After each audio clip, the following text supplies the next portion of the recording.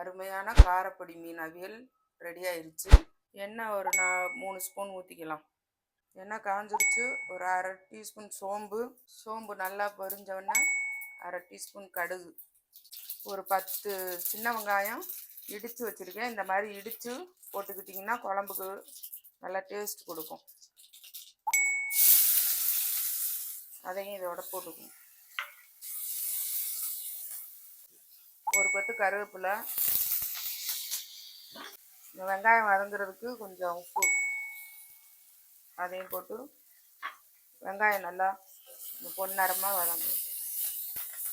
ஒரு பெரிய தக்காளி பொடிசாக கட் பண்ணி வச்சுருக்கேன், அதையும் இதோட சேர்த்துக்கும்.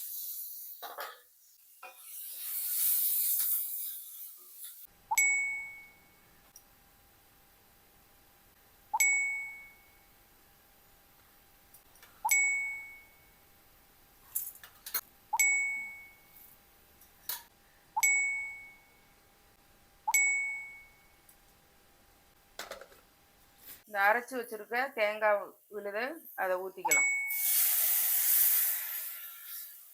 மிக்ஸி ஜாரை கழுவி இன்னும் கொஞ்சம் தண்ணி சேர்த்துக்கும்.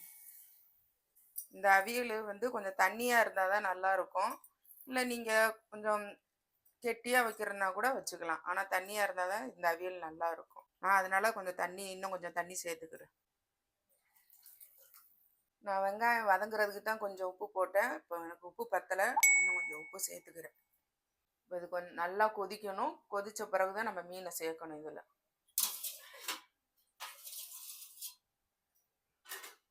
இப்போ நல்லா கொதிச்சிருச்சு. நம்ம கழுவி சுத்தம் பண்ணி வச்சுருக்க இந்த காரப்பொடி மீனை சேர்த்துக்குவோம்.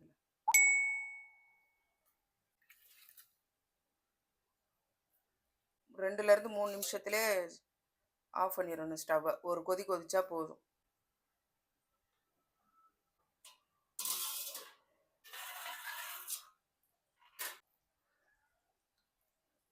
இப்போ பாருங்கள், மீன் நல்லா அருமையான காரப்பொடி மீன் அவியல் ரெடி ஆயிருச்சு. இது மாதிரி நீங்களும் செஞ்சு பாருங்கள். இந்த மீன் இந்த மாதிரி அவியல் வச்சு சாப்பிட்டா ரொம்ப நல்லா டேஸ்ட்டாக அருமையாக இருக்கும். இது மாதிரி நீங்களும் செஞ்சு பாருங்கள். இது குழந்தை பெற்றவங்களுக்கு தாய்ப்பால் நல்லா சுரக்கிறதுக்கு இது செஞ்சு கொடுப்பாங்க. இந்த மாதிரி இதே மாதிரி நீங்களும் செஞ்சு பார்த்துட்டு எப்படி இருக்குன்னு கமெண்ட்டில் சொல்லுங்கள். இந்த வீடியோ பிடிச்சிருந்தா லைக் பண்ணுங்கள், ஷேர் பண்ணுங்கள், கமெண்ட் பண்ணுங்கள்.